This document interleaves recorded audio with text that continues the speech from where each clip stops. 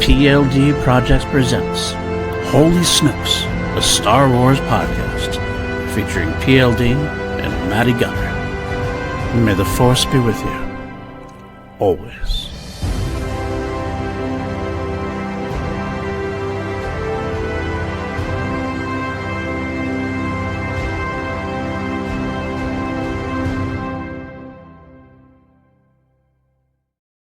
What's up, everybody? Welcome back to Holy Snokes, a Star Wars podcast here on the PLD Projects Network. I'm your host, PLD, and with me, as always, Matty Gunner. How you doing, my friend?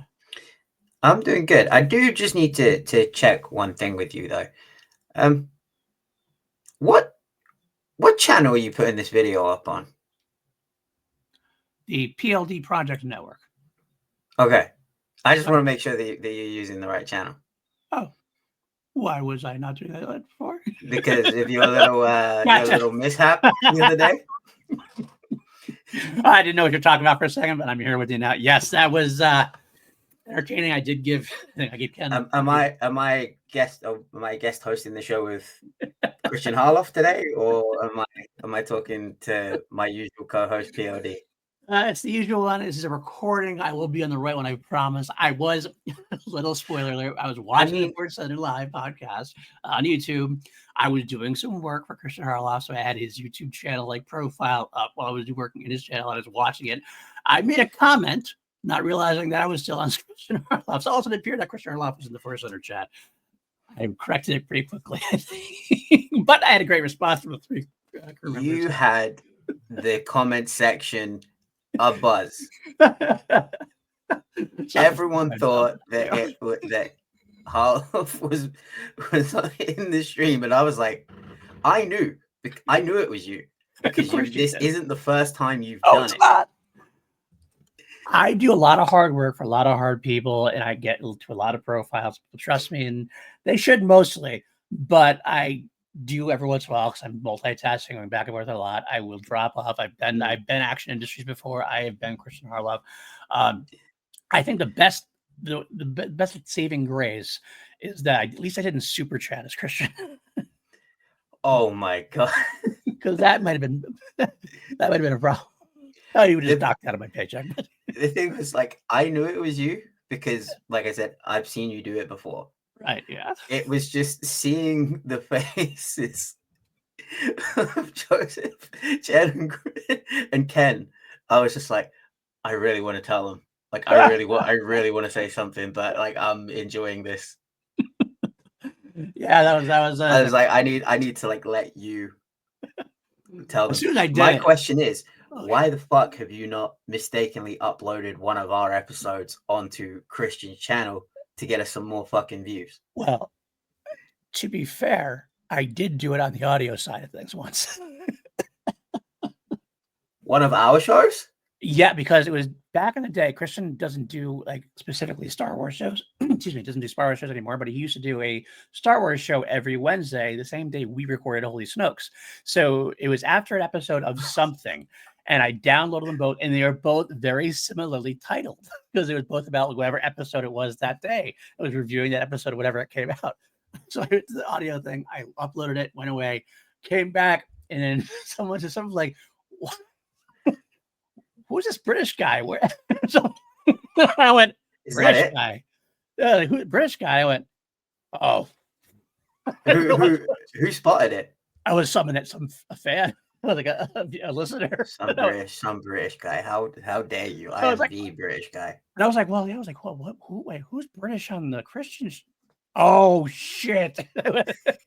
I checked it. Sure enough, it was Holy Snokes up on the Big Thing podcast. It was. You should have just left that. You should have just left that up there. I should have. The Christian, I would never would have known. He doesn't listen to his own audio things. He does this video. He doesn't listen to us.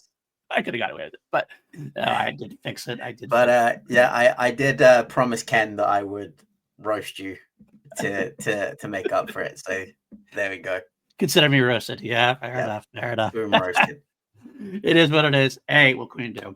Well, thanks for roasting me. I'm happy to be roasted. I'm roasted like Cassian and Jin were at the end of this movie.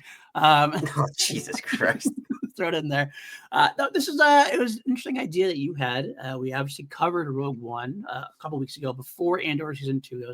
We called it the pre-watch then because we wanted to see get in the mood for it. And then we decided we wanted to do a rewatch afterwards because everybody involved with the production said it was going to change how we looked at things. It was Mostly Diego. Diego was pushing it heavy. Diego pushed it. Tony Gilroy still hasn't watched Rogue One after. And did you see his interview with him, Tony, Diego, and Ash? I did see some of the I did see some of that. Tony said he still hasn't watched Rogue One afterwards. And Diego's like, you need to do it. You need to do it. Diego's very powerful and very he pushes things hard when it comes to that. He's a good one on Disney Plus last time I checked. Rogue One. Yeah, it was. Did it got a number one for a bit because of that? Rogue One. Number 2 was some Mormon housewives show. Of course, they make sense. That makes sense. It made me kind of want to watch this Mormon housewife show. And then 3 was Andor.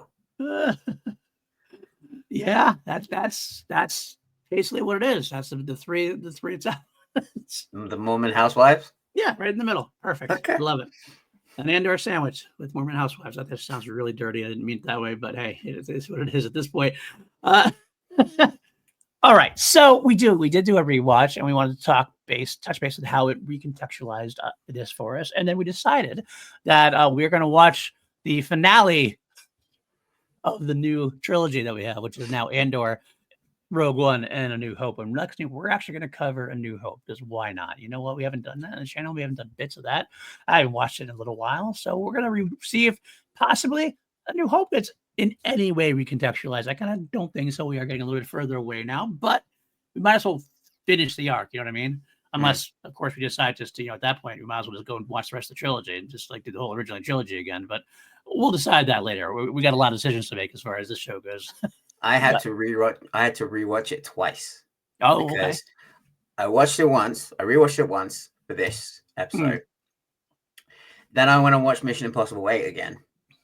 Completely forgot everything that I had in my brain for Rogue One. Right. And I was like, shit, we got the podcast on Thursday. I need to rewatch it again.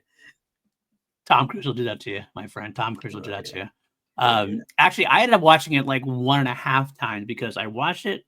My son, me and my wife watched it on Sunday at first because it was like Andor thing. We definitely wanted to watch it. But then my son got this like call from a friend that was home from college, and he wasn't gonna be around. And he's like, "Oh, I hate to do it. But you think I can?" Like, I'm like, "Dude, you can go. We've seen the movie before, or whatever. Just go." We were like only like maybe 40 minutes into or 20 minutes into. We were on Jeddah, I think. That's where we were basically. So I just noted what time it was. He went out, did his his kid thing and everything else. His kid thing. He's fucking 19 years old, but you know what I mean. And he did his thing. But then anyway, so a couple days later, 2 days later, I watched it from Jeddah again with him because why not? I decided, well, let's watch it again. You're gonna watch the rest of it. I'm there. I'll watch it again too. So I ended up watching it like 1.5 times. But it did work. I think I have to actually recontextualize things pretty much as Diego said it would. Everything seemed to hit hard, but we're going to get into it in a minute. Let's talk. We have a few bits of news. We suspended news last week, and honestly, there's not a lot of news right now. I mean, I could go and break down all the Tony Gilroy stuff, but I'm not going to break down all those quotes. He had a lot of interviews going on, and just got to be so much. I haven't even got a chance to watch all of them. I really want to watch the one with Josh Horowitz. I'm listening to that one later because I love Josh. I did watch that one. Okay, he's a good. You know that something is good. PLD, you can attest to this. I don't like watching or reading these interviews anymore because it tends to be the same fluff pieces, if you will. So and so was to be in Star Wars. Yeah, we know. I've been anytime I haven't been searching them out, but anytime a new interview or a new podcast with Tony Gilroy or any of the writing stuff or anyone from Andor has popped up on my YouTube feed, I'm like, oh yeah, I'll watch that. I'll stick it on while I'm lifting or while I'm running or doing something. I even had one because I've started swimming recently. Nice. I've added swimming to my little routine. And I just had a Bluetooth speaker by the pool while I was swimming with a Tony Gilroy interview playing. Nice, very nice. And I was just like, this is it's really insightful shit listening to him. Yeah, he really does. He really does more than anybody else, especially now that it's over too, because there's nothing to hide. We can just go deep dive into everything at this point. There's nothing to hide back. But not only that, he doesn't toe the line. Like No, he is very much going to say whatever he wants to he's cut say. loose now. Like now he's Right. got like no obligation. He can just be Right. like, And in fact, like it's kind of right. like some of the things I'm kind of like, well, that's a little harsh, man. Maybe you should kind of like at least a little bit away, some of the things you say. But like, I mean, I also at the other side understand it. At least he likes Skeleton Crew. He did like Skeleton Crew. He did say that he watched a couple episodes on that. He loved that. I do like Probably that watch the rest, Tony. he pumped up Kathleen Kennedy like a lot. He mentioned how much she helped him out and everything else, and John and Dave's. There's no like behind the scenes stuff going on like some people wanted to throw out there or whatever. I didn't know that her and Frank helped him get Born Legacy Yeah, off the ground. yeah, Because they no are one involved wanted in to do those. it. Yeah, no one wanted to do it. Well, he tried to give him what is it, Marvel, and a Marvel Universe kind of thing with Bourne, I guess, in a way, but it didn't quite work out, unfortunately. Although I do like Legacy. I think Legacy is underrated. Legacy's a good film.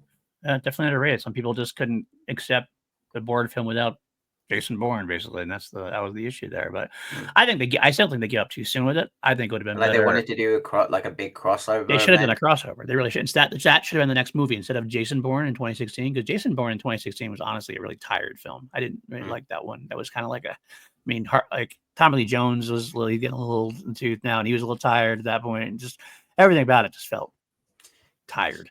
He was talking to, I can't remember which one it was. That could have worked well. There was one that I was talking that it was really insightful. He was talking about working with Al Pacino and just how like that really helped him start to shape these like really big monologue scenes when he has the when he's talking about him being the landlord and all that shit at the end of Devil's Advocate. Like that was the first time that he would like really started like opening up because he was working with someone like Al Pacino. You've got to like really be on your a star game. 1,000%. 1,000%. And I'm glad he did, because that's the thing that's been one big thing about Andor was how great all the monologues were. Al Pacino in Star Wars. I'd be here for it. I'd be here for it. You're telling somebody, he's got a great ass. Well, Max Rebo goes past. He's got a great ass. God. Why has that not happened? Someone like a De Niro or Pacino. I don't know. I wonder. I wonder if they're too good for it. I mean, not, and I don't mean necessarily in that way, but they might feel above it. They might not feel interested in like sci-fi, fantasy type stuff or Marvel stuff. I know some people are like, I'm not going to do a Marvel movie. I'm not going to do a superhero movie, and they're a little dismissive of it. But again, that's their generation, so it is what it is. But it would be cool to see something like that. Some people are softening as the years go on. I think that some people are doing more than they would have done before. I mean, I never would have picked Harrison Ford at one point to be in a Marvel movie at one point. That would be kind of a strange thing, I thought. But he did. He did. And he went all in on it. And went all in on it, too. He really, committed to the thing 100%. But, yeah, you never know. You never know. But I would love to see it. I'd love to see it. Give him like an Imperial warlord kind of role. Pacino doing that. That'd be really good. Other than Ed Harris, who would be like your one of that generation that you would want to see? Ooh, that's a tough one. I'm gonna give you one, and I think would make a really good Hut or crime lord. Okay, Jack Nicholson. Yeah. I think he's a little too gone now, though. I think he's too retired now. But that would have been great. That like give him like if we were like the early 2000s, like Departed, like Crazy Jack, that kind of Crazy Jack. Yeah, that could have been really cool. That could have been really, really cool. I'd go with somebody let's go with somebody really prestigious and go with someone like Daniel Day-Lewis. Oh, hell yeah! Put him in like something like really like have him have his commitment and make that like how committed that is to that role kind of thing, and have him be like a Sith Lord or like not even a Sith Lord, maybe even like Imperial, or maybe just go back in time like one of the first Sith, the prime Sith primers, like kind of thing. Maybe a Jedi who fell, the first Jedi who fell. Kind of thing. It could be like opposite parallel analogy of like Satan, like the fallen angel kind of thing, the fallen Jedi kind of thing. That'd be kind of cool to explore. I think he would really he would eat the hell out of that scenery in there. Yeah. And I did really like I'll say this and we could go to the news. Tony Gilroy had a really good when he was talking about Nina Gold, the casting agent who is over here. She's like one of the biggest casting Yeah. agents over here. She Right. does like Star Wars, Marvel, Game of Thrones, House of Dragon, da da da Right. da da. And he was saying how he basically took all these people from like British soap operas, like Anton Lesser, who like to the big American audience. Most of you Ooh, guys over there probably have no fucking clue who he is. never heard of him. Over here, man's a legend. Yeah.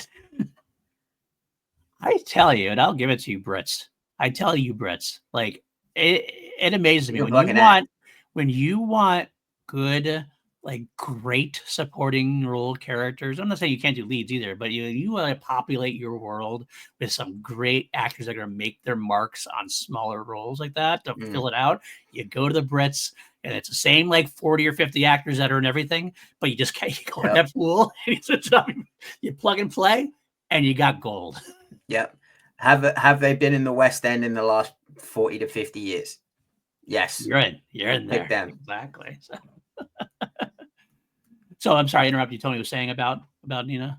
Yeah, he was saying about how when he went over there, someone he didn't name names, but he said another showrunner said to him, "Oh, you're going to have the absolute pick of the litter. There's all these like really great British actors that no one wants to pick up because they're all like they've done like Emmerdale or Coronation Street, which are like our like soap operas over here. Like they're on BritBox and like I know nowhere. EastEnders. Yeah, like EastEnders. I know that one. Yeah, like it. Shows like those, like the ones that are on BritBox and only BritBox. Right. And he was just saying that like I got a hold of these actors and I started working with them, and I was just like, man, why is no one using these actors that have done like a Cadbury's cream egg commercial, and that was the only acting they've done in the last 10 years, and then they come on and absolutely kill it. You're blowing my mind for a second because I just realized something. The last three things you've said, it's all been related to Queen for me. I know EastEnders because of Brian May and Nina Dobson. Coronation Street is what Queen based their "I Want to Break Free" video on. Their band video, and just had the Cadbury commercial, and that was Roger Taylor's like second wife. Because she was in a Cadbury's cream egg commercial. Cadbury's cream cat, some kind of Cadbury, maybe a Cadbury flake commercial. I don't know, somewhere in the early 1980s or mid 80s. I mean mid 80s. If you want to see who she was in the Queen's Breakthrough video, wearing the black raccoon eyes kind of thing. Thank you. But anyway, talk about that. I just blow like everything. I know Queen's a British band, but that's my entryway into your country. It's Queen and Doctor Who, basically. Yeah. So that's a lot of Americans' way into our country. But yeah, it was just cool to hear Tony Gilroy say, because it carries on the tradition of like, right. Well, for us, these people aren't unknowns. Right. But for like the wider world, especially in America, a lot of these actors. I mean, look at the actor who played Claire. This was her first working gig, like her first professional working gig, and he was just like, "Yeah, you're fucking." She did a screen test with Stellan Skarsgård. She blew Stellan Skarsgård's mind. Yeah, and he was just like, "Cool, you got the job." Absolutely. I mean, let's be honest. Like, it's a Harkson tradition for a long time. I mean, George Lucas heard all the Imperials as Brits before, back in the day. We do make good villains. You do make good. That's the English accent. You can sound properly, bombastically villainy. Not if you're doing like the Cockney, because that's when you're like when you do the Cockney accent, you're more of like the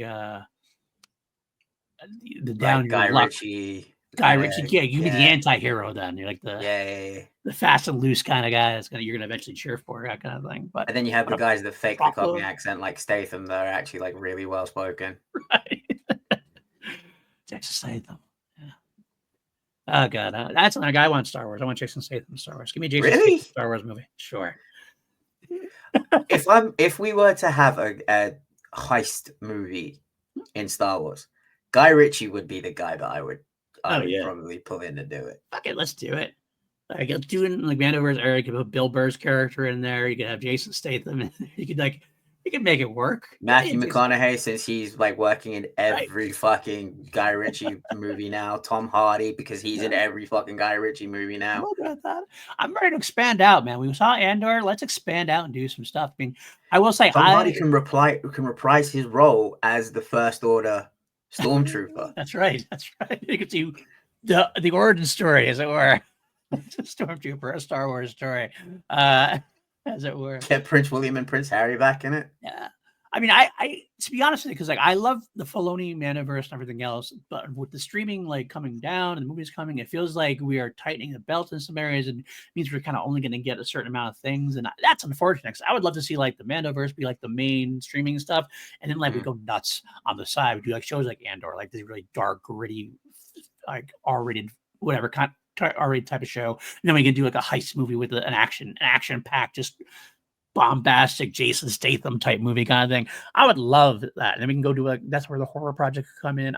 I would love to see that, to be honest with you. You want the beekeeper in Star Wars? Really? Absolutely. Protect the hive. Sure about that? Protect the hive. Or protect the, I don't know. What do we have to do? Protect the Salamiri? I don't know.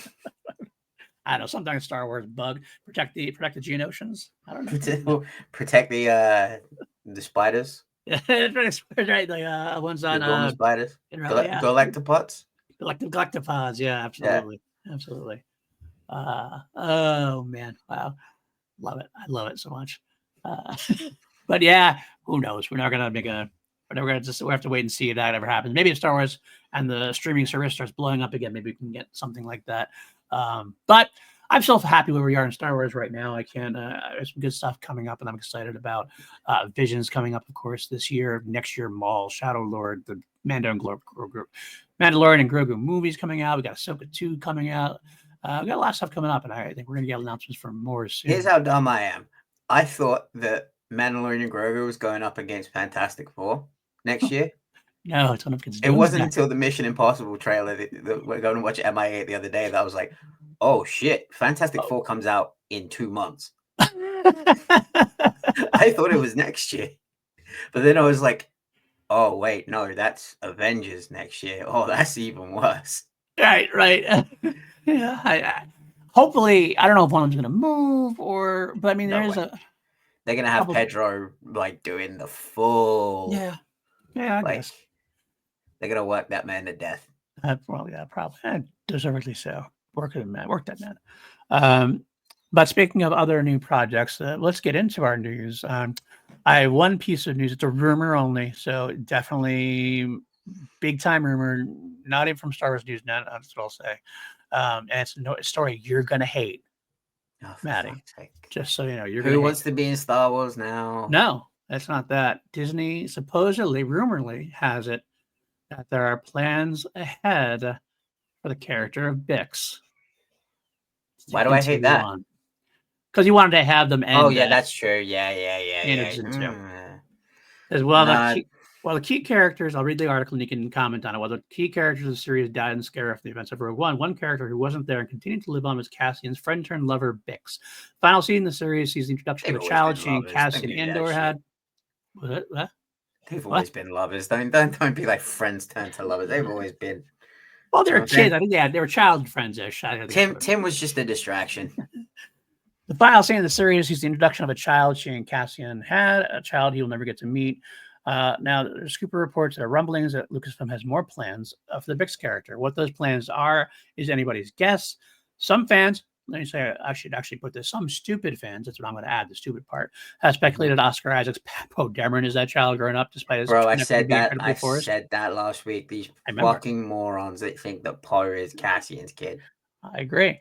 However, about 9 years or so passed before the end of Andor and the beginning of The Mandalorian, so Bix or her son's return in the Mandoverse series would be quite possible. Arjona has previously expressed a willingness to reprise the role if asked.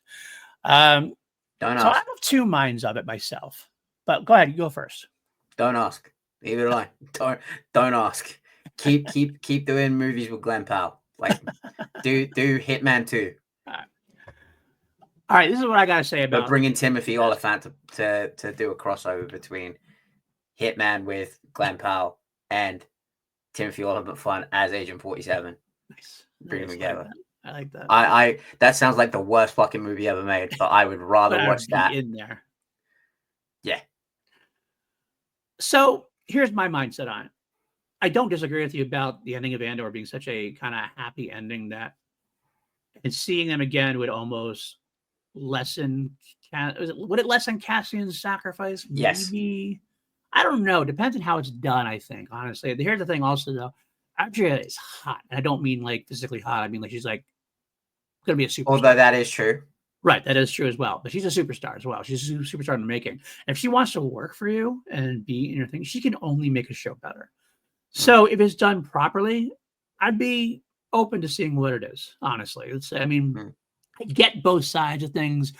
Personally, the selfish side of me would like to see her back in the Star Wars, Arjona and Bix, the character, to see back in the Star Wars universe. Let's make that work, because it's a good connection to a great show. It's a reminder of a great show.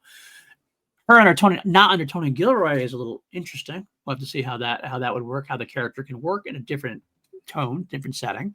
But yet, if you're like you, when you have that idea of like having it end on Monroe, I kind of get that as well. So I'm kind of like of both minds. So we'll just see where it goes. Business wise, though, it makes a lot of sense. If you can get Arjona right now, while she's still like on the cheaper side of things, like before she really explodes, it's good for business to have her in your show. Let's be honest.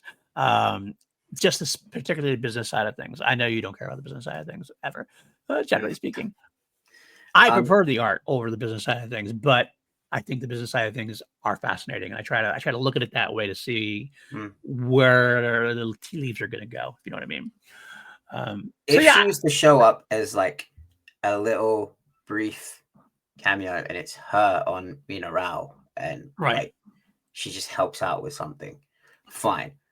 But to have a whole show around her and the kid, it just, to me, like, then what did Cassian die for? Oh, I totally, let me integrate. I don't want her to have, I don't want Star Wars Bix. I don't want that. I know you agree. And I'm just like, especially after rewatching Rogue One, I'm just like, he died for a kid that he never even knew. Right. And that's so tragic. And it's so like beautiful that he fulfilled Luthen's he fulfilled Luthen's destiny as well as his own. Yeah, absolutely, 100%. And to like bring that in, and I get this is Disney. I'm not like sticking up for like a major corporation or anything like that, but like to make a show, yeah, they'll probably like bring in a shitload of money and a shitload of views.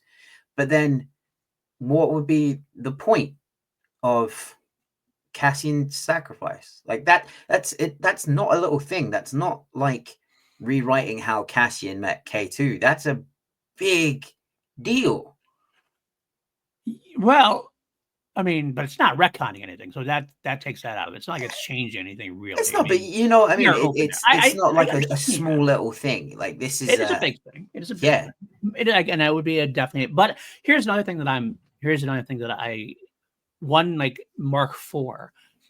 Tony Gilroy himself came out and said he left those characters alive in Lucas, and he kind of hoped to see them continue in the future. He came out and said that one of the interviews I read. If Tony Gilroy is for it, I feel better about it. Like because Tony made that ending and for what it is, and if he feels that they can use them and going forward and it could work, it makes me feel a little better about it, I think. If he's involved in any way, like a little, like he does at George, like he's a creative consultant on that kind of thing, I'd feel a little bit better. The only thing that I would be like, about is if it's like Cassian's child and they pull the "I'm a Jedi like my father before me" kind of thing. But then again, I'm like, Cassian died so his kid didn't have to be involved in a war. True, and I get that as well. But at the same time, like let's say, for example, I could see them using them in the Mandoverse, like for Dave's movie, like the big Thrawn. Like if we're having Heir to the Empire come in, if we're having like a possible Portals like sequence, like people have talked about, where we're going to get everybody together to fight off this final battle, it feels like that might be an interesting place to put him. Like, no, he didn't want to be a part of the battle, but he also wants to honor what his father would have done in the same situation, kind of thing. Like, yeah, you know what? You helped save the Death Star. The rebels end up being the Empire. The Empire is still there now. I want to play my role. I want to do, like, my father wouldn't hide here, kind of thing. Like maybe something like that. I could see it work. Again, it all depends on how it's done, right? I don't remember the Broom Boy is Cassian's son that's going around. That's the new one going around lately. That doesn't even fit. I know. That doesn't even fit, like, age-wise. I know. At all. Like Poe, at least Poe, I can like it. Even Poe doesn't actually fit because technically, canon-wise, he was born after Return of the Jedi. Yeah, so it doesn't make any sense. I mean, but that's only 5 years, so I can kind of like this seems like the little kid's like a little kid still in Last Jedi. But I can see the these are the moustache. stupid rumors that are flying around. Like Cassian's kid has become the new Mephisto. Oh God, that I don't want to see either. See that I don't want to. Poe's his kid. Broom Boy is his kid. Yeah, that's true. I don't want to see any of that, to be honest with you. I wouldn't mind seeing Poe's kid potentially have done right, but I don't want. I'm not going to look for him until I hear that's him. Let's put it that way. I will not speculate until I get confirmation on that one for sure. Because I'm not going to go down that path. So, but yeah, this is from a scooper, Daniel Rickman, who is hit or miss. Is that Daniel guy? Yeah, same thing. So he has some hits, some misses. Who knows? I don't know. Not me. But I thought it was big enough to at least throw it out there for your speculation to use. And because it's interesting to see more about not whether it's going to happen, but our discussion on whether it should happen, I think is more interesting to the show. So there you go. I'm going to pull Luke Thomas. Put the camera on me. Zoom me in. Give me extreme close up. Lucasfilm, if you're watching, if you're listening, don't fucking do it. Don't do it. Just leave it alone. Let it go. The big story, the big lesson the Jedi tells us is to know when to let things go. Honor your own characters and their lessons. Let this one go. Okay, now we can continue. Okay. I just put myself on, so I didn't mean to do that. All right. Anyway, no, again, that's fine. All right. So there are a couple bits of news to discuss before we get into our situation here. What do you think about? Have you heard about the Vader AI in Fortnite and how SAG-AFTRA? Yeah, I hate it. That stuff? Okay, so you hate the. So the idea is that the family of James Earl Jones had a statement that made beforehand saying James Earl Jones felt that the voice of Darth Vader was inseparable from the story of Star Wars, and he always wants fans of all ages to continue to experience it. We hope that collaboration with Fortnite will allow both longtime fans of Darth Vader and newer generations to share in the enjoyment of this iconic character. James Earl Jones famously did sign over likeness rights or voice rights or whatever to Lucasfilm to be able to use in perpetuity. So James did it himself. So we had to take that aspect of the argument is out now at this point. That part I'm fine with. That's the part I'm okay with. Yes. The next part is SAG-AFTRA getting involved, saying that the move was made unilaterally without giving the union or the actors they represent a right to bargain over the use of an AI voice, which replaces a role that would have previously been filled by a voice actor, which they said we must protect our right to bargain terms and conditions around uses of voice that replace the work of our members, including those who previously did the work of matching Darth Vader's iconic rhythm and tone in video games. That's the other side of the coin. That's fine. I admire the fight that they're picking. However, the family said, Disney, you're fine with it. That's not why I have. James said it too. That's even more important because some people you can say families, whatever, like it's their right, but like, do they always mean well? They might just want to fuck. But what the actor themselves has said, like James Earl Jones did it himself. That to me is even more. It's like that's a higher ground, even I think. But it kind of reminds me a little bit the SAG, and I'll get into like my major gripe after this. This SAG-AFTRA suit or whatever they're doing kind of reminds me of the guy who tried to sue Disney for using Peter Cushing's likeness, right? A little bit. It's not as scummy as what that guy did or tried to do, or I don't even know what even happened with that case. Right. It's not as scummy as that, but it's almost like, guys, there's nothing you can do in this case. Like, James himself and his family have said that this is okay. Right. It seems like from one perspective, it looks like SAG-AFTRA are just trying to pick this fight to help their cause, which is admirable. And AI, some of the videos that I'm seeing going around the internet lately, AI definitely needs some fucking restrictions put on it. My gripe is, have you seen some of the videos and stuff that like people have been modding this voice to say? Yeah, that's pretty shit. Heinous shit, dude. Like Epic Games allowing this shit. Like all they're doing is like banning the players and like taking away their accounts and stuff. It's like, no, you should be taking away the ability to do this. Right. I mean, obviously, I don't know. Maybe it's just like I'm old, so I don't know how new the technology is but as far as putting this into a game and everything else, it feels like I haven't heard much about this some type of stuff before. So there are lessons to be learned potentially. Maybe these companies can learn from this potentially, and things can be massaged so we get a better understanding of what can and cannot happen, what they need to control, what they don't need to control. I do worry about that a little bit, but at the same time, I'd be the guy who, like, when they had Siri's voice, or back in the day, I would make try to make dirty things like on my own. But then it's like, nah, I'm not pushing it anywhere. Like, just as a joke fun, my wife would sit there and like make a computer voice say something like dirty, just joking for ourselves. Like, that's pretty funny to hear. But I wouldn't like publish it anywhere or anything else, or put it There's out like there. 10-year-old kids playing Fortnite. Right. You know what I mean? Exactly. And having the voice of, James Earl Jones as Darth Vader calling a 10-year-old kid an F-word slur or an N-word slur. That's a lot worse. I'm like, this isn't what he signed off on. Right. Epic and Disney need to put the fucking kibosh on that now. Yes, I agree with that 100%.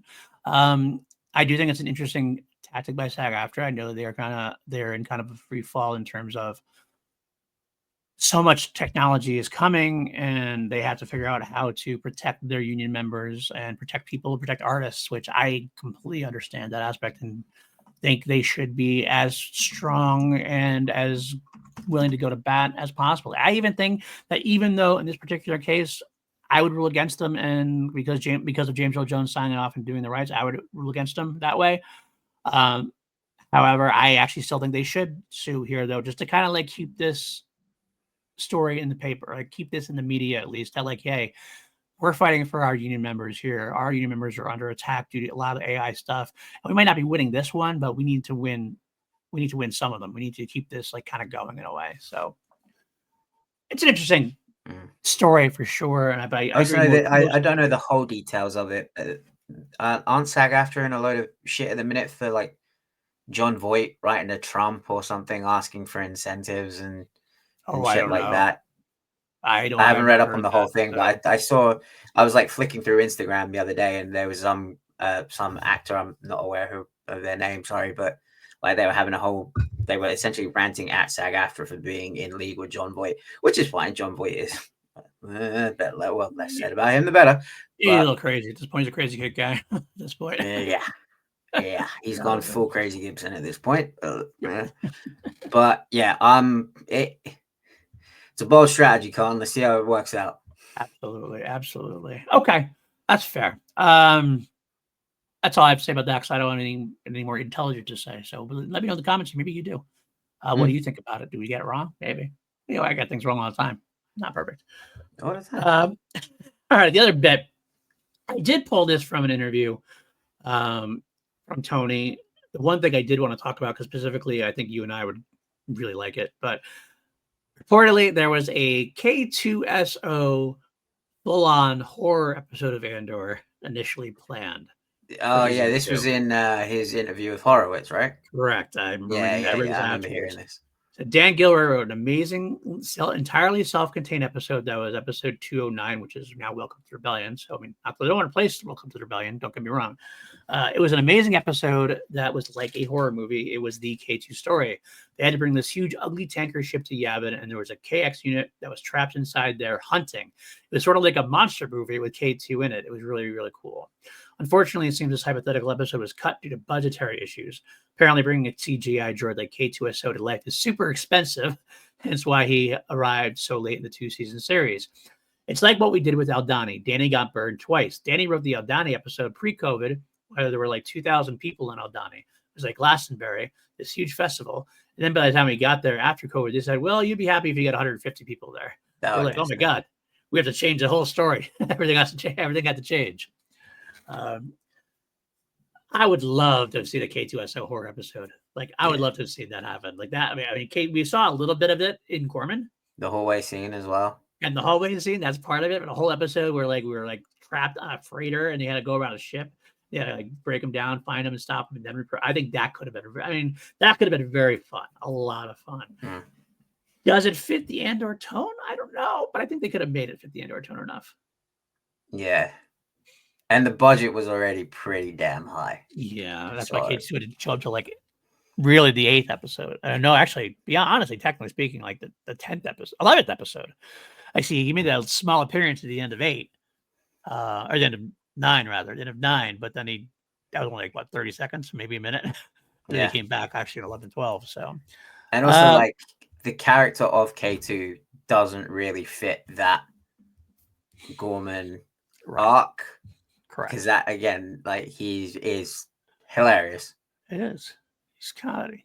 He's very comic, and it's kind of like I remember being so disappointed. It's like Alan Tudyk was that we weren't going to get K2SO. I remember like when we announced Andor, it was Cassian and K2SO, the adventures of them kind of thing, and how they got to Rogue One basically. And all of a sudden, then I was like, oh, he's not going to be in season 1. He's going to end up being in season 2. I was like, fuck, I want K2SO. I love K2SO. That sucks. And we got to season 2. I was like, nothing. But after it's all been said and done, it was the right call. It was the right choice. Yeah, I think the Cassian K2 buddy cop show probably would have worn thin after about a season. Yeah, I can see that too. Absolutely. Although I know he doesn't want to. I know he probably doesn't want to. Let him know. If Diego, just hear me out before you shit me. I mean, hear me out. I would love to see a Disney Plus 2-hour movie where it's Diego and K2SO, like in between the third arc and the fourth arc, just like one of their missions that we don't know about, we haven't heard about. I would come back and just have a K2SO Tony go. Not if Tony's involved. I hope Tony would be involved, but maybe not. But either way, Diego K2SO buddy cop type movie, not a series, 2-hour Disney Plus movie. You really do want Diego playing Cassian until he's 90, don't you? Just one more time. I just want to scratch I just want to scratch that K2SO Andor itch. Other than that, we didn't really get a whole lot of because of what was going on. So that's all I ask. As much 2-hour movie. Come on, special. What about this? Tales of the Droids. Okay. It's not Cassian and K2. It's Chopper and K2. Oh my. That's even better than what I was going to suggest. That's way better than what I was going to just Chopper and K2 leaving Yavin base and going on like a kill spree. Oh my PLD, that's actually fucking genius. Thank you. I appreciate it. What I was going to suggest was that K2 joins D Squadron. Oh. And you do a buddy cop. Like, imagine the comedy of Meeba Gascon. K2SO. Does Meeba Gates like hang out on his shoulder? Or he tries to, and like K2 just flicks him off. Oh, I love it. I love it. Chopper and K2. That. I mean, you could go all the way and then have AP5 with him as well. Can we? Oh, dude. Like a trio? Yes. Can we get Alan Tudyk on the phone? Where's Alan Tudyk's next convention appearance? Make it so. Make it work. Alan. Love it. So good. All right, that's gonna do it for news. Like I said, not a whole lot of news coming out of the market at this point. Not surprising with Andor in there. You should go check out some of Gilroy's interviews, though. I would suggest. I haven't listened to it yet. Only some clips. Josh Horowitz interview, because Josh is always great at interviewing. Ash, if y'all watch the interview with Diego, Tony, and Ash Crossan, who is just spot on everything she does. Take a look at those. They're definitely fun to watch and listen to. I also like the one with Tony and Genevieve, also talking about the speech. That's a good one as well. I think that's a good one. All right, book a flight, Houston, Texas, June 20th. There you go. We're going to Comic Palooza 2025 to pitch this show to Alan Tudyk. I will say we're to pitch future product ever, and I don't want to hear it from you because I'm not gonna say the word parent in this at all. I promise. But I would like to see more from Mon Mothma. I'd love to see more about her in her actually leading the rebellion kind of thing, and maybe, like I said, potentially like even an animated form. But I'd love to see her doing a little bit more. Like now that we got her in the rebellion, because she's like the leader of the rebellion, and we never really get much of that from her. Like obviously we get her getting to the rebellion, we see a little bit here and there, a little bit Return of the Jedi, see her a little bit Ahsoka, a little bit. Give me like what Mon Mothma does, like how she's graduated to become this real like leader of the rebellion. I think that's kind of a cool story to tell. I don't I know. would say my friend Megan did actually say that they should have called this show Mon Mothma or Mothma, and she would have enjoyed it more. And I was just like, "Are you crazy? Like, the title's not going to make this like a perfect show or like even more perfect." No. I think I do like. I also did like Ken in the Force Center people's idea of like the Yavin series. I kind of like the Yavin series are kind of cool as well, just to get more Tales of about Yavin. Tales of Yavin or something to that effect, or a whole like basically how they build up the Republic that or build up the rebellion on Yavin or whatever. It'd be kind of cool too. I just want to see more Genevieve O'Reilly. I loved her as Mon Mothma. She was a really brilliant, bright spark, and she continues to want to play the part. I feel that's what I feel like, and she does it well. So use her. It's like having Obi-Wan, having Ewan McGregor's Obi-Wan. Use them. Use these people if they want to be there because they're good at what they do, and I want to see more of them. What about a show like The Office, but set on the Yavin 4 base? You have Melshi, Vel, Mon. Mon can be like the David of the rebellion. She's like the boss that actually like knows what she's doing. Right. You got Michael Scott, who's the one senator that had no idea what he was talking about. I forget his name. The one with the J, Jebel. Yeah, that guy. That he's Michael Scott, definitely. Draven Actually, is he Dwight. might be more. What's his name? Kevin Stanley. No, Creed. Oscar. Rain. Whoever the Jim's Dwight. Jim's arch enemies. Dwight. Yes. Yeah. I think Jezzel is actually Dwight. To be honest with you. Yeah. I never watched The Office very much. I got to tell you, so I knew that. Oh, dude, you love it. It's great. I will submit probably. I will say the US I will revoke my UK citizenship to say this. The US version is better than the UK version. Sorry, Ricky Gervais, but it's miles better. Fair enough. All right, let's get into the meat and potatoes of our episode today. Let's talk about recontextualizing Rogue One. Our meat and potatoes might be shorter than our news bit. Who knows? It's the first time we've ever tried to do something like this. So, yeah, if this is short. Hey, it's short. You get to go home and have a good time. Rogue One, a Star Wars story.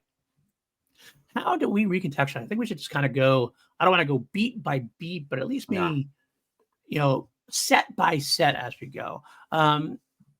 Overall, I will say it definitely can recontextualize things a lot of the way for me. It started right away. We start, obviously, the flashback sequence, obviously. So I kind of almost forgot before I pre-watched it. Because I was like, oh, we're going to go right into Rogue One. I'm like, oh, actually, we don't. Though Andor goes right into Rogue One. But we actually have to go to the flashback first and see Krennic with Galen and Lyra and young Jin.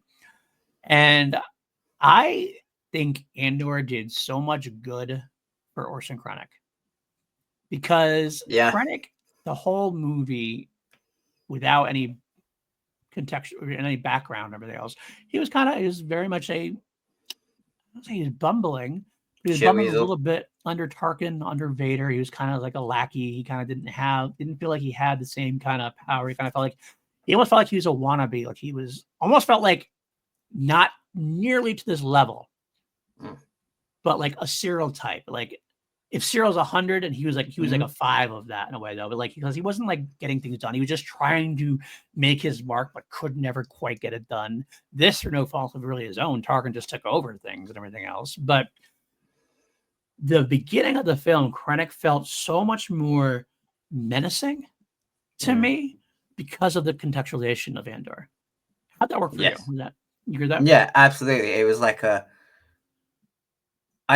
when I first watched Rogue One, I was like, when Krennic and his squad lands on the planet, I was just kind of like, okay, Imperial's coming to pick this guy up. Now I was like, oh shit, here he is. Here we go.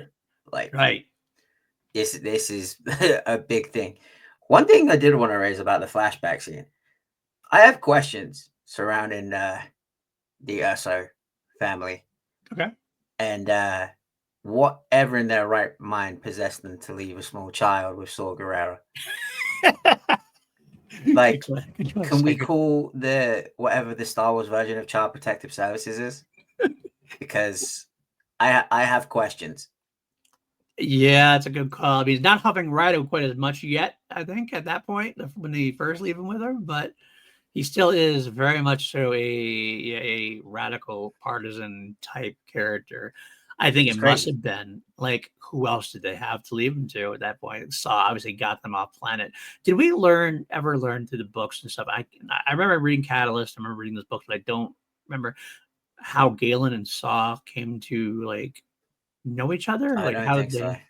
Because like that's an interesting story. I'm kind of curious about. I don't know if we need a whole book or anything like that, but how does renegade partisan, extremist partisan Saw Gerrera and a imperial scientist first like match up so that he's able to help him escape in the first place? I don't remember. It could Okay. be in Catalyst.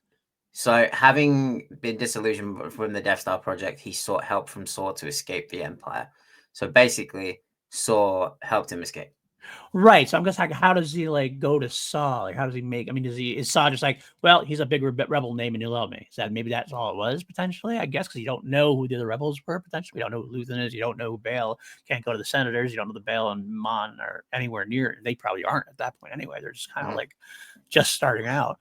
I guess Saw is probably the biggest name rebel, I guess, out there. It's not a Jedi in hiding. So yeah, I guess that makes sense. But maybe that's exactly the point. They had those slim pickings. Who else would they didn't have any family. They couldn't leave them to anybody in the Empire. Could have gone to could have gone to Luthen. Maybe Luthen was like, nah. Yeah. I mean, Luthen had Clea. He already could have done that. It would have been Clea and Jin together, potentially. Yeah, Maybe Luthen didn't. That would have been pretty cool, actually. Yeah. But I was just like watching it back definitely after the Rido scene. I was just like, well, I would never, ever, ever leave my child or any child, even if it was just like some random person's child walking across Saw Gerrera in the street. I would be like, kid, come here. Get away from the crazy man. Right. Man. But yeah, so that was the first sequence that kind of changed for me. Next up, we had the Ringer Kafrine. This is where Cassian absolutely went right into it. I actually, even though Diego Luna was like 10 years younger or whatever, 7 years younger, he still looked pretty close to the same. Enough that like the man doesn't age. Yeah, exactly. Love that sequence meant a whole lot more. It really harkened him being Luthen and what he learned from Luthen, being cold, being like actually kind of reminds you of the beginning of Andor. The first part, he shoots somebody who's not armed, and that's how the instigated story starts for him, or the catalyst of the story is for him. I did like that, but it definitely felt like a more earned, less surprising, more earned moment with Tivik. Yeah, it instead of an oh shit moment, it was like a there he is. That's Cassian. Yeah. Like that's shades of Luthen. That's everything that he's learned. It's cold-blooded, but it's not as much of a whoa. Right. Okay, because now we know that the rebels have had to do some pretty shitty things. Right. Absolutely. I would also say an interesting aside to that was that even though obviously it didn't mean anything at the time, right? It didn't mean anything, like we didn't know this was the case at the time. But the line when Tivik mentions Galen Erso specifically, like Cassidy had a reaction to Galen Erso. Like, so and now that we've seen Anderson too, and they had the whole, Kyber, Jeddah, Erso. So like, oh, nice. And obviously didn't plan it out, but and a lot of it has to be a person like reading into you have to read into things. It's okay to read into things that way when you're piecing together the universe from different sections. But that worked for me. I'm like, oh, nice. That character is actually reacting to that. I really like that aspect of it for sure. All right. Next up, we got how did it recontextualize? Let's talk about Saw Gerrera at this point. Yeah, I got to tell you, it did kind of recontextualize. I don't think I realized the wrong word, but I realized even more just how nuts he is at this point, comparatively. Fucking cuckoo.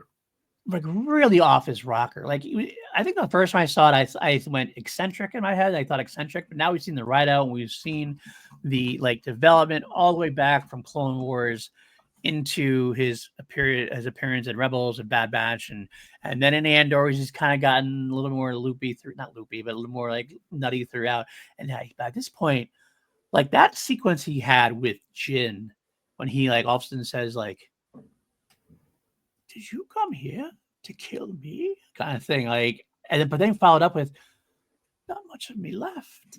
Like, it felt, you might hate this. I know you still have your heart on against him. I felt bad for the guy at that point a little bit. I was like, damn, here he is. This is a man at the end of his rope who's done nothing but fight his whole life into what he thought was right. Did he make some bad decisions? Absolutely. Is he, should he be punished for what he did? Maybe. Almost definitely. But man, like this guy who's fought this fight his entire life, and he's just, if he thinks that his daughter might be basically his daughter now, kind of, is coming to kill him for the alliance. He's paranoid, but he's such a broken man, and his staying behind meant so much more sense to me this time than before. Like previously, I was like, come with me. He's like, no, I'm done running. I'm like, why? Go with Jin. You can live to fight another day. But like watching the going like how he's declined, it's like it's almost like a mercy killing. Yeah, I get it. He's done. It's like I can't do it anymore. I'm at the end of my days anyway. I can't run like I used to. I'm tired. I'm done.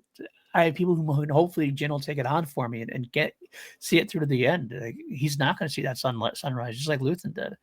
They did get that final defiant, like, fine, take me now. You finally got me, you bastards, kind of thing. And it meant something to me. I gotta say, I really enjoyed it. I was the complete opposite. I was like, God, you're pathetic. Oh, interesting. I was like, you're like, you make yourself out to be this great revolutionary, right? And this warrior, and what have you done? You've killed countless innocents, wow, including children, right? Like, what makes you any different to the Empire? And here you are, hiding in a cave, close to death, even if the Death Star was going to come or not. And you're still clinging to this idea that you are the savior of what is to come. Like, you're pathetic. You're weak. After everything that he's done, all the lives that he hasn't lost, the lives that he has cost, again, going back to the books, lives of children. But look what he built in a cave with scraps. He built the poor gullet. No, that's an interesting take. I definitely understand that vantage point. I like in my head seeing this like montage video of him going back to like Clone Wars and watching Stella die before his eyes, and like how he was on Onderon when the Bad Batch came, just trying to survive. He survived the Separatists, and now he's trying to survive the Empire. And he's still fighting, and he's still like, and he's crazier, and he's just demented now. I felt pity, but I think honestly he's a great character, a great man, great character though. But he kind of he reminds me of like a Che Guevara type. Yeah, I mean, a lot of people. That's why he's kind of named that, I think. Him without knowing how brutal he really was. I do think that's where his name came from, so it makes sense. So yeah, Che Guevara, yeah. I'm not. I would imagine that is kind of built on that character. So that character is built on the real person. Yeah, I think so. That makes total sense. One that I wanted to go, like, if we like go back to real quick, of the when they're trying to convince Jin to help when the Rebel Alliance is like trying to convince Jin to help them find Galen. It's such a stark contrast of like, oh, now you guys believe Cassian. Now you guys are like right. on board with this. Like, finally, like, what the fuck took you so long? Well, let's be honest. I mean, like the same two fucking senators, Jezel and Palmo, still didn't turn anything. They still were basically holding everything up. Although I had more respect for Palmo than I did for Jezel or Jebel or whatever his name is, because I mean, Palmo at least was like she just looked scared, but like she was kind of just. I felt like she was a real one, not necessarily being like mean or even dismissive, just kind of like this is overwhelming. Felt she might felt overwhelmed. Jezel just looked like a fucking jerk. Like I say, the rebellion is finished. Why are you here? What are you doing? Get the fuck out. Like, Yeah. She was like, I don't know, we can do this. Like that kind of felt like real to me for a while. I don't think they didn't get recontextualized for me at all, but the rest of the crew around them did. I will say that though. I want to moving on to like the Yavin base kind of thing. I felt Yavin got recontextualized quite a bit. Draven was so much more depth added to Draven. Like, yeah, I was going to bring him up next. Like, I thought at the end of Andor, I was like, oh, maybe this guy's not so bad. Yeah, he kind of came across the prick during Rogue One. I mean, he was like a little he still does extreme, and he does in a way, but like he actually does obviously care for Cassian. They've actually had some moments where they care for each other. Like, you know, he really looks after them, tries to look after them. And that's why, like, the moment in Rogue One they recontextualize is the one I kind of missed amongst him being a prick at times was like when Cassian tried to call off the bombers at Edu. Mm-hmm. All of a sudden, like Alliance members are on the thing, and also he tries to stop him. Get him on the line now. Get him on the line and stop it. And he couldn't. And he felt like I was like, oh, he does really care for Cassian, doesn't he? Yeah. I really enjoyed that aspect of it. And part of me was also like, oh, he knows that he fucked up. Yeah. Because when he asks Cassian to kill Galen, it's such a behind the back, like I'm not even sure like Mon or Bale or anyone knows that he's making the order. No. Like he's taking it on himself. I'm just like, you are such a sneaky little prick. Mm-hmm. He's doing what he thinks has to be done. He's like, I mean, that's what the rebellion. That's what the rebellion is, though. There's a lot of people who. I mean, hell, that's what Jin and Cassian did as well, right? They villains on both sides. Exactly. So it is what it is at that point. But I do like that aspect of it. I will also say that it's interesting seeing Mon now. Obviously, Mon's a lot more fleshed out after Andor, and she didn't have that same fleshed out moments in Rogue One, so she was kind of sort of playing a role. But I did like her and Bale. Their contextualization for me. I'm gonna say something, and I don't want to. How do I say this? I love Jimmy Smits. And if there's rumors out there that he was ill potentially, and that might be part of the reason why I don't want to spread rumors because I don't know if that's true or not. I've heard those rumors, and so if this is the case, I really feel bad. I do love Jimmy Smits as Bale. I actually kind of liked Benjamin Bratt as Bale more, to be honest with you. Just after it's all said. You know what? I'm going to agree with you. Yeah. Okay. So much so, I hope they special edition this shit. I wouldn't go that far. It'd be too disrespectful to Jimmy Smits. It would be disrespect, but like if they came out and like they redone the scenes and put Benjamin Bratt in them, they have to do an episode 3 also though. At that point, you know what I mean? It's like I wouldn't be for that. I wouldn't be about rechanging for that. I know it worked for Hayden and Anakin, but that was a different story for me because it was like a smaller role for Anakin. But I'm just like, would I be mad at it? Probably for like a couple days. I would be mad, but I wouldn't mind seeing it at the same time. That's the difference. Yeah, because I really did like Benjamin's portrayal of Bale. I thought it took like the best of Jimmy Smits's work, which was good. It wasn't like Jimmy Smits was bad, but it added a little something. I don't even know what it was that it added. Je ne sais quoi. There was something there that felt more real. Real is not the right word either. Je ne sais quoi is probably the only thing I can think of. I don't know what it is. I think your miles may vary. It's not like I can specifically say, oh, he did this better, he did that better. It's just I liked his portrayal. Gravitas. Let's just use the word that everyone else is probably going to use. Maybe. But I would love to have seen Benjamin Bratt give that line to Mon and have that connection be there when they had that sequence between. Although I got to ask you a question, and maybe ask the audience this question. Why is it And my son had this issue too. And I've heard from a lot of different people, they always get confused when Mon says, "Your Jedi friend," and he sent it for me. So I'll send it for me. He's been in hiding since the Emperor's Purge. I'll send it for him. And Mon goes, "You'll have to something about you have to trust them or something like that." And he said, "I trust her with my life." And it was obvious to me they're talking about Leia, right? Yeah. But a lot of people, for some reason, get confused. They're like, "Wait, her?" Or I thought they're talking about Obi-Wan. Talking about Ahsoka? What are they like?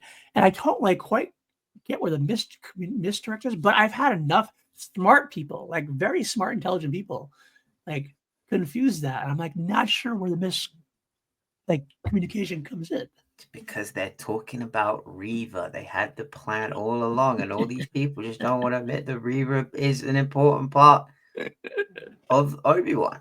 No, he's talking about Leia, you morons. Talk about, his daughter. Right.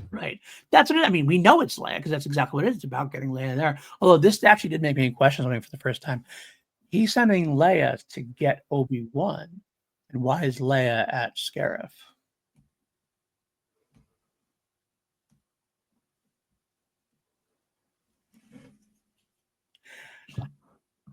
I don't know. Imperial out, like, I don't know. Maybe she's like there as part of like her senatorial training. I don't know. No, I mean, like at the Battle of Scarif, she's there, like in the middle of the battle. Like, she would have already been going towards Obi-Wan, I think, at that Was point. she there? I thought her, because her they shoot into hyperspace. Yeah, but she's at the battle when it happens. Like the hallway scene when Vader gets the plans to them. Vader gets the plans to so one guy hands it to the next guy, a guy hands it to the next guy, but that's on, and they launch from that place. Oh yeah, she was. Yeah, her ship was damaged in the Battle of Scarif, and she's at the end there. So it's like maybe Scarif's on the way to Tatooine. Maybe it felt a little weird to me. I'm gonna say not as weird as the other thing my coworker brought up to me that I never thought about. That I looked up later on, and it is kind of. I've never thought about that. Another thing I never think about. Plot holes galore that I kind of pulled up, and it is what it is now at this point. How did Vader follow the TNT-4 to Tatooine? She's a Sith. They don't have hyperspace tracking yet and stuff like. Pretty sure they do. They don't. It's not till Last Jedi that they have that. Oh, he's a Sith. He probably sensed her. Sensed her why? Fuck knows. I don't know. The Force works in mysterious ways. I don't know. I know. I'm just saying it's one of those kind of things like, oh, you know, armor, brother. Armor. I know. Like I said, does it ruin anything for me? No. Will it like? But it's one of those things like I kind of like, oh, interesting. Like back in the day before we had a lot of grifters, I like who would take something like that and like totally take the thing down. It's one of those fun things. I'd be kind of like, that's interesting. I didn't think about that. Kind of thing. But either way, it is what it is. I've heard people try to explain it like something about. I think the canon book said something about like the thing was damaged and it left some kind of trace of fuel through hyperspace or something like that, or maybe that was it. I've also heard maybe they just followed down the same hyperspace route. One of the droids on board. They're all mapped out routes, aren't they? There are mapped out routes. They picked the right one. Maybe he jumped to a couple of different ones first and then found on the third or fourth try, kind of thing. I don't know what it is necessarily, but I just found it like behind door number 3. That crossed my mind. I'm like, oh, I never thought about that before, but fair enough. So anyway, back to Bale. So anyways, I still like that line more, even more after having Mon and Bale had those kind of discussions together and coming through and having Bale seem the Force be with you and how Bale is all pro Jedi. The book actually helped me out with that too. The Mask of Fear, like him being so pro Jedi, justice with the Jedi, that kind of thing. I'm like, this all makes a lot of sense. I like this aspect of it. So that worked for me. That worked for me quite a bit. Yeah. Let's cut back a little bit more again to Jeddah. Okay. Since we're talking about Mask of Fear and the very beginning of Mask of Fear takes place on Jeddah. Mm-hmm. That Imperial invasion hit a lot harder for me. Yeah. After Gorman. Yeah. Yeah. Good point. Good point. Especially because, like, as Gorman's one thing, like, that's again innocent people, but there are people of like higher class. It's essentially like space Paris. Right.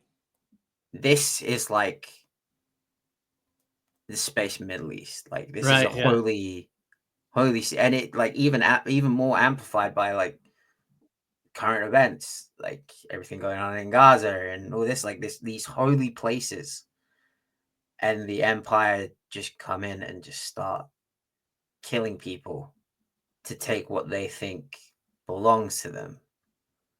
Yeah. Yeah. The stormtroopers even seemed scarier again a little bit, even though there's plot armor that Chirrut is going to kick ass and Bay's going to kick their ass eventually, but it still felt oppressive. Still felt kind of like scary in a way. Yeah, and it's like these aren't people like the Gore. Like Right. these are for the most part these are passive. Most part of these people are pacifists. Yeah. Like they're not there to fight. They're there to worship and try to connect with the Force on a deeper level. And then the Empire shows up just to stamp not only out their ideology but them. Like we learn, and I completely forgot this until Ken reminded me, that little girl that Jin saves. Yeah.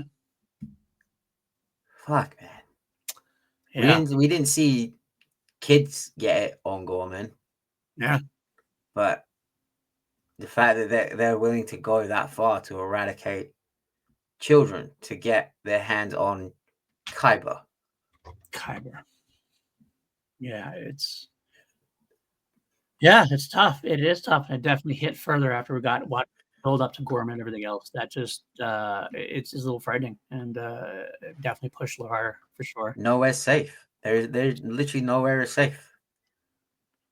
They have no regard for any of it. And then you have, I will say, I loved Chirrut before. I fucking adored Chirrut. Might be in my top 5 characters now after did this watching make you Andor. it made you like that him more, huh? Yeah, because it's like Cassian was always like weirded out by the Force stuff, and then he has the conversation with Chirrut in the jail in the cave, and it's like this has always been one of my favorite lines, but it's recontextualized for me now with when Chirrut says, "There are many types of prison captain. I sent you carry yours wherever you go." Yeah. And it's like he's constantly carrying around Nakina, Ferrix, like he's carrying those burdens around with him. Before it was like I always thought, oh, maybe it's his decisions to become a revolutionary. But now we know what those decisions were. Everything that he needed to do to get to this place, and he's still kind of undecided about it. He still thinks Chirrut's a bit kooky. I mean, we all think Chirrut's a bit kooky at the start. Even Baze does. Yeah, and Baze is like his best friend. Baze, that hit harder for me for some reason this time. I always thought his death was kind of like it felt the most meaningless of our group of people that we're with. When obviously Cass and Jin have the great beach moment. K2SO dies like protecting Jin and Cassian in a way. Chirrut actually have his big moment getting the switch up. Riz Ahmed, Bodhi Rook dies after getting the call out there kind of thing. And Beige just kind of like goes out there mourning Chirrut and then just walks into a bomb. And I kind of felt like a little but like seeing him like reconnect with the Force after Chirrut's passing because of Chirrut.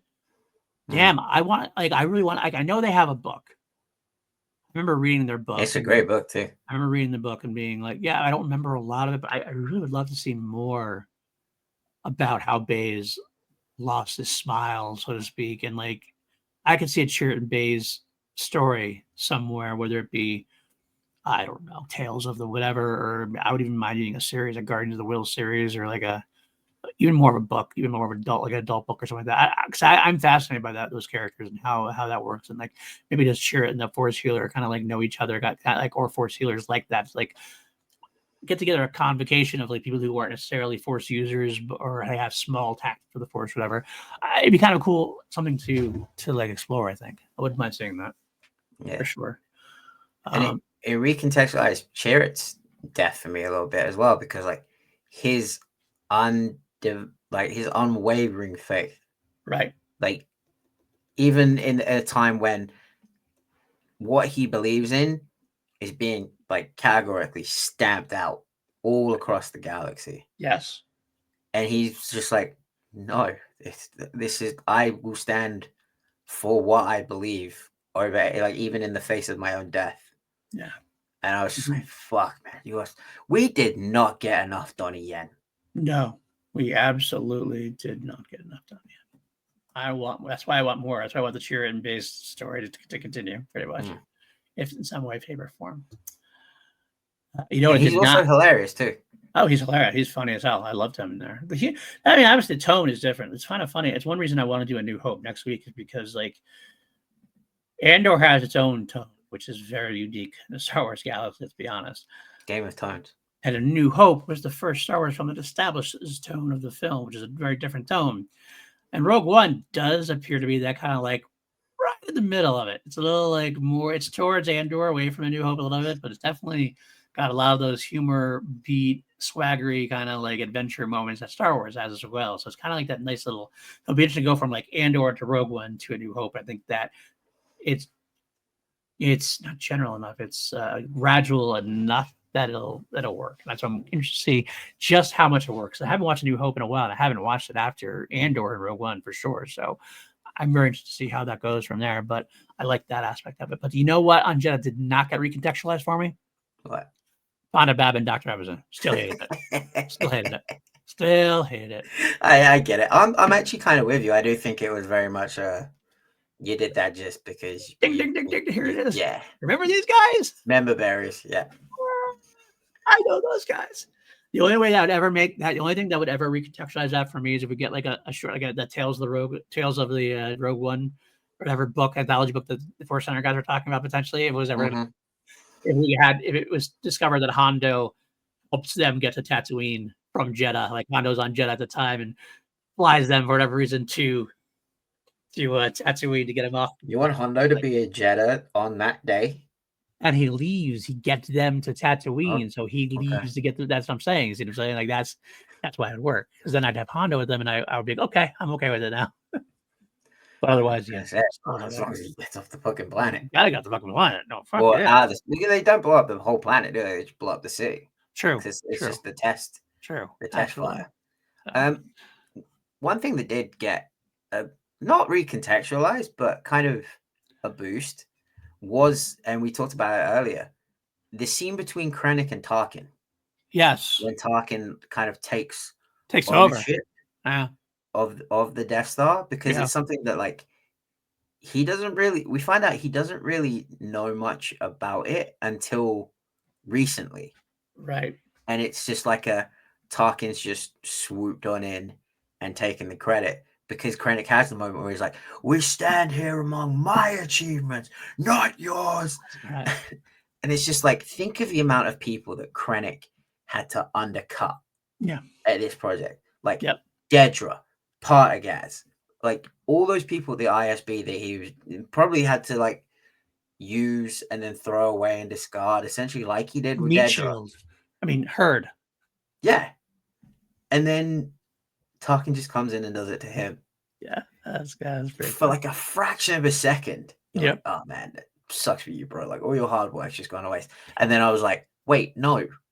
Yeah. Like, fuck you. You're a space Nazi guy. You probably did this to a million people. Like how many people are probably dead because of like you doing the exact same thing? I kind of wanted to see Tarkin come back behind him and go. Yeah, do the point.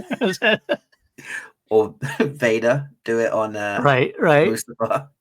You know what? Speaking of Vader, I will say, watching him in this made me happy, or validated that he was not in Andor season 2. I'm glad we didn't get Vader in season 2.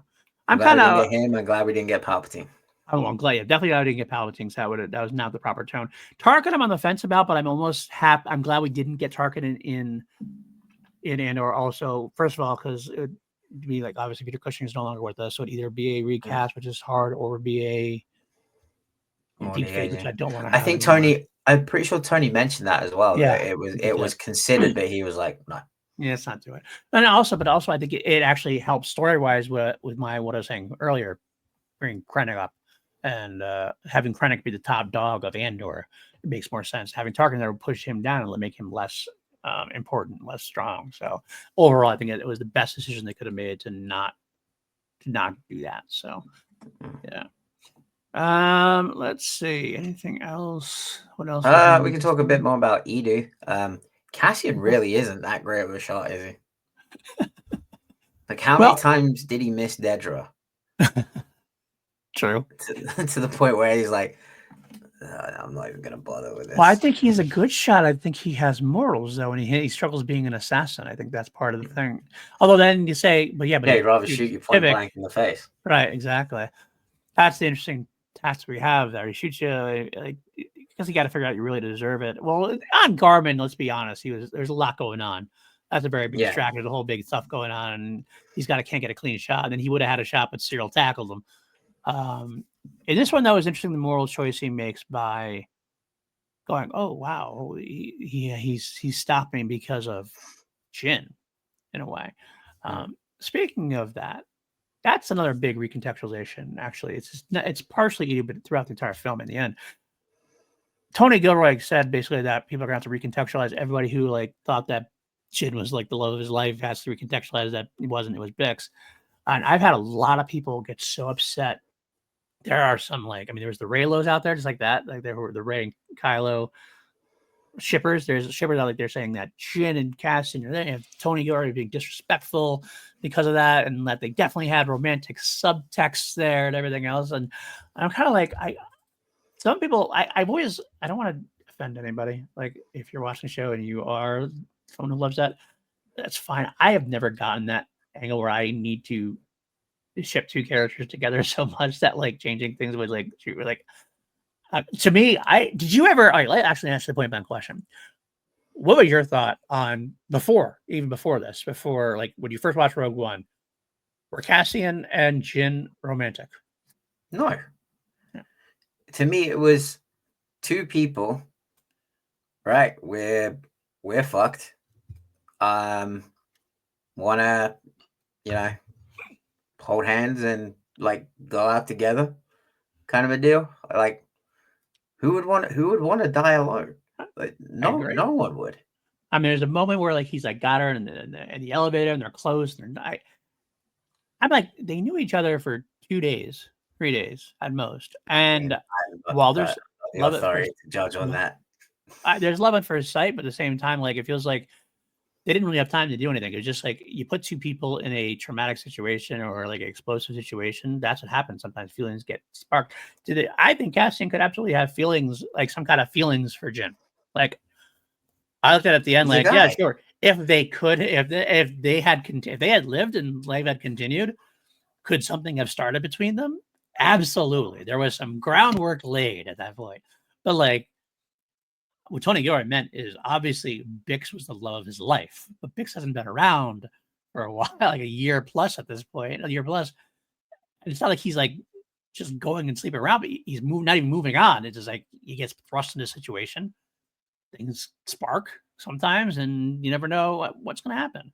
So could it have happened? I understand where you get the idea that something could have happened, but people want to see two hot people make out. Yeah, that's true. That's what it is. People just want to watch two hot people make out, and that's fine. But what if somehow, Baze keeps calling her little sister, right? Mm-hmm. So to me, I always got that dynamic in that group. Right. Yeah. They knew the end was coming. They knew that there was no way out. They're done. They're cooked, as the kids say. Mm-hmm. Quite literally. So I always thought it was just hey, you're here, I'm here. Give me a hand. Let's face this together. Okay, that's fair. I will say it did make me hate Tony Gilroy a little bit. So I'm just like that. We'll get there when we get to the ending in a little bit.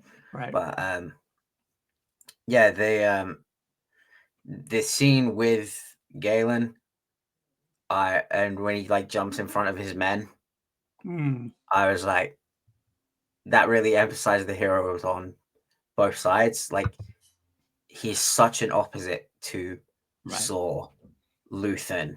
Like, he's willing to die for his men. Right. 100%. Luthen was willing to kill his men. Right. Yep. And I think that's probably why. I think that might even be a little bit of a reason why Cassian didn't pull the trigger.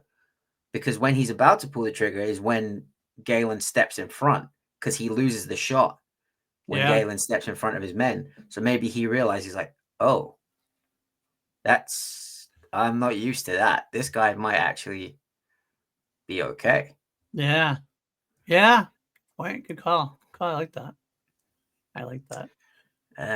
Just looking at I had a couple other ones I really did think about. I have two more that specifically hit me. I always loved this bit, but I guess giving Mon some more background to help further. When Mon, obviously, she says, without the support of the council, I can't commit to anything or whatever. But then when she hears that they had won the Scarif and that she goes, I have to talk to Radis, and Radis is gone there. He's going to fight. And she looks for a second and she starts to smile. And it's like, you knew that she wants to fight and she's just like, it reminded me a little bit of like, permission granted to Cassidy. Even though like Bale and everybody else were like shouting things down, she's still there fighting the good fight. I mean, even if she can't overrule, she has this democracy thing. She doesn't want to be a unit. Even if she had the choice to make on her own, she would have chosen to go to Scarif fight. And so when they did it, they're like, things happen. Good. I'm happy to say it happened. So that recontextualized meant a lot to me, a little bit. Yeah, I mean that whole scene. I mean, we made the joke on the Force Center stream about them having a story about the what is she proposing guy. What is she proposing? But again, that whole scene to me reminded me, and I really hope that the two people that shouted that were the two idiots at the start of episode 2 of season 2 of Andor, the two like idiot rebels that are on Yavin. They made it. They lived. They lived, and I hope it was those two, because it was just like, what is she proposing? You idiots. She's saying, go get the plans. That's freaking hilarious. I didn't even think about that. I was thinking about this the other day, and I was just like, what if those two people were the idiots, and they were just like both the opposite sides of the room because they have to be kept apart. Right. And one of them's like, what is she proposing? And the other guy is, let the woman speak. Oh God, that's actually pretty funny. That's funny as hell.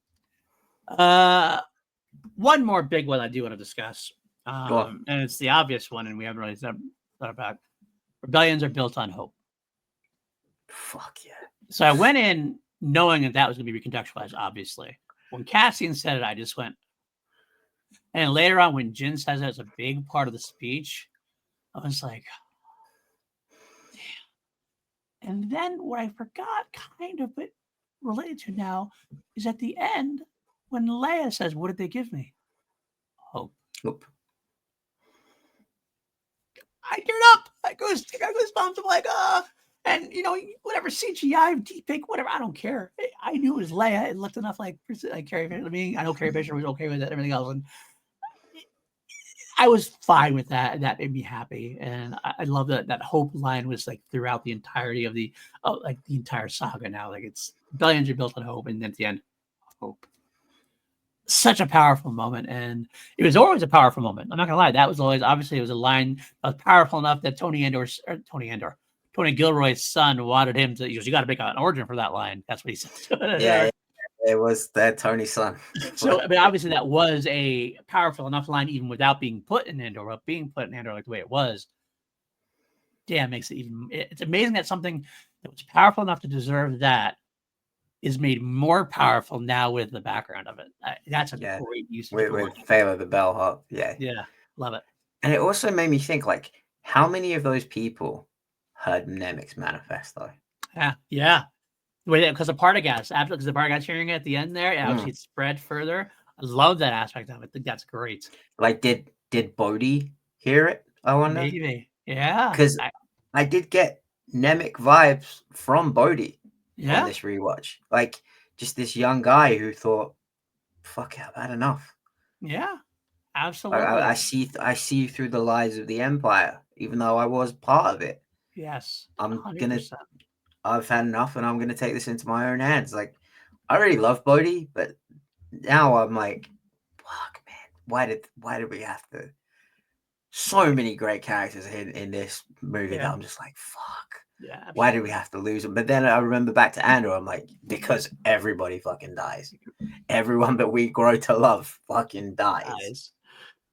All right, man. I got nothing else left. Do you have anything else you wanted to touch base on, or are we good to go? No, it's just like the impact of Chirrut's death, Bodhi's death, Baze's death. Baze's one as well hit me pretty hard because it was like he refound his faith. Yeah. And he went out like a complete fucking badass. Yeah. Because he was like, he'd lost his friend and he was just like, okay, we're going out. If I'm going out, we're doing it the right way. Going out swinging. He went going out swinging. And yeah, just the you know what, Melchi's death, I feel bad that it was off screen. Oh. I forgot that it was off screen. I'm like, wait, damn it, give me his death on screen. I felt so fucking bad about that because I was like, Melchi was so cool in Andor. Like, he just seemed like a bro. Yeah. And fucking, it was almost like he became the new Brasso. Yeah, kind of get away. And like, we just lost him suddenly. And it was just like, fuck's sake. Yeah, very sad. But... was there anything else? Not particularly, other than just the basic things that everyone else, if you listen to anyone else talk about this, you know, they'll say, you know, how seeing the rebellion come together after being so disorganized. Yeah, and there's the tragedy of Cassian Andor, the ending, knowing what we know now of, like, he had wife and child essentially waiting for him. Yeah, it makes you think, did Bix know when she was looking out of the cloud then? Because I saw someone post a video of like matching the two endings up, the ending of Andor and the ending of Rogue One. Yeah, I saw that too. Did she know, like, because she does seem very in tune with the Force? Yeah. Did she know? And was it like a smile of, you're gone, but like you fulfilled, like you did it, like you did it. You really went and did it. That's great. That's awesome. That's what I'm gonna hope anyway, because otherwise I'm just gonna be like, fuck. Right. All right, brother. Where can the folks find you? You can find me on all social media at Matty Morna. You can find my band Morna on all streaming platforms, and you can find me here every week for Holy Snokes and every month for Class Action, which we got a doozy coming up next month. We do indeed, my friend. We do indeed. Where can people find you? Find me all over this channel. You can find me at on the Blue Sky at pauldenizio.bluesky.social. You can find me doing shows with PJ Campbell to meet middle-aged geeks on film. We're going through Superman. We just posted our Superman Returns and our Final Destination Bloodlines 2-for-1 deal on Tuesday. So we got them both recorded on the same day, 12 hours apart. So we're both going to get lesser reviews now because of it, but we promise we're going to try to get it in. We got, of course, if you want to join patreon.com/PLD Projects or YouTube membership, you'll get to see. We've already covered the first 5 episodes or 5 installments in the MCU as our rewatch there. And breaking down that. They'll come live on the channel sometime in December or so, depending on how we got the schedule yet. I'll be doing a review with Lego, where I talk about the franchise V. I got a podcast about Queen called Crown Jewels. And yes, Class Action, June 30th at this point is what we're going for. The Mission Impossible Battle Royale. Going to be a lot of fun there for sure. Is it though? It's gonna be fun for the viewers, I think. It'll be hell for us. But that's there. Stay tuned next week as we cover A New Hope, the sequel to Rogue One, which was the sequel to Andor. So we'll see how it goes, my friends. Until then, as always, may the Force be with you. Always.